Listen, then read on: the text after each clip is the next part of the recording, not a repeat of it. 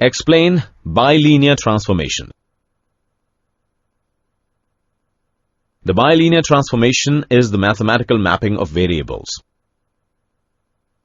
It is the standard method of mapping S-plane into Z-plane.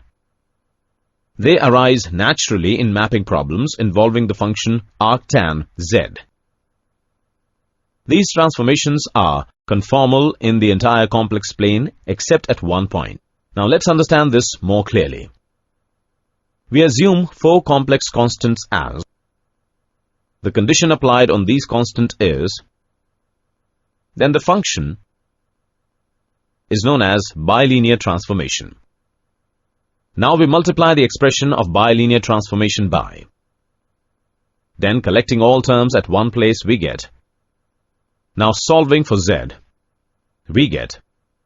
This is known as inverse bilinear transformation. Related terms are